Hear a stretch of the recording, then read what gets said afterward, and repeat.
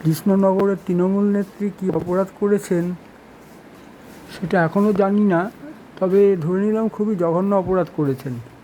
কিন্তু যেভাবে তাকে খোলা জায়গাতে ফেলে, টেনে টুনে ফেলে, চড়থাপ্পড় মেরে, জামা কাপড় টেনে যেভাবে পাবলিক যা করছে, এরকমটা যদি চলতে থাকে তাহলে প্রকৃত অপরাধীকেও যেমন এরকম করা হতে পারে, বা কাউকে ফাঁসাতে চাইলে তাকেও যে কোনো একটা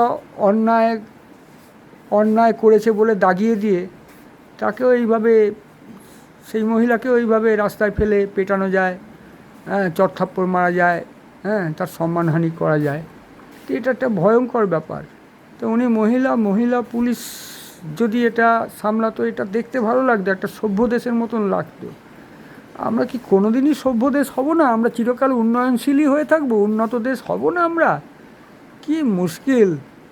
আরে বাবা, অন্যায় করেছে, সত্যিকারের আইনটা তো এখানে হবে, সত্যিকারের পুলিশি ব্যবস্থা তো এখানে হবে। পুলিশ তো মানুষকে ঘন্টার পর ঘন্টা বসিয়ে রাখতে আর কী বলে কোনো ডায়েরি না নেওয়ার জন্য আছে। আরে মানুষ ভুলভাল ডায়েরি দিক না, মানুষ চিঠি লিখতে জানে না, ভুলভাল চিঠি লিখুক, সেইটা যদি অপরাধ হয় তার জন্য তাকে আদালতে তুলুক যে ভুলভাল চিঠি দিয়েছে।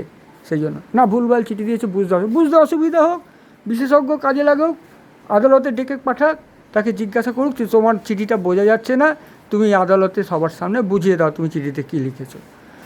শাস্তি হবে, আদালতে শাস্তি হোক। মানুষ ভুল চিঠি লিখুক, ঠিক চিঠি লিখুক, সেগুলো আদালতে, সেগুলো আগে থানায় নিক, ডায়েরি পুলিশ নিক। নেওয়া যাবে না, নেওয়া হবে না, এরকম শব্দটা পুলিশের থাকে কেন?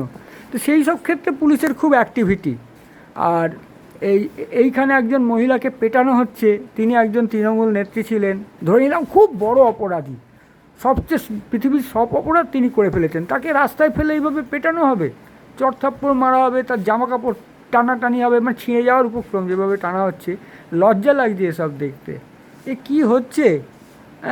তো এইসব ক্ষেত্রে পুলিশ তুলে দিক না, পুলিশ থাকার কি দরকার?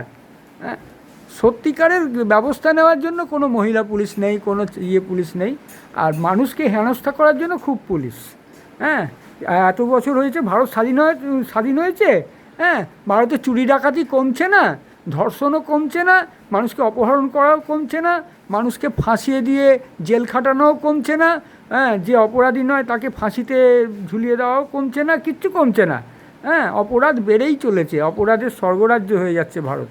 আর সে জায়গায় এই সব হচ্ছে। খুব সভ্য দেশ, কি উন্নত দেশ। যাক, মরতে চলেছি, মরতে মরতে এই সব সুন্দর জিনিসগুলো দেখে যাচ্ছি।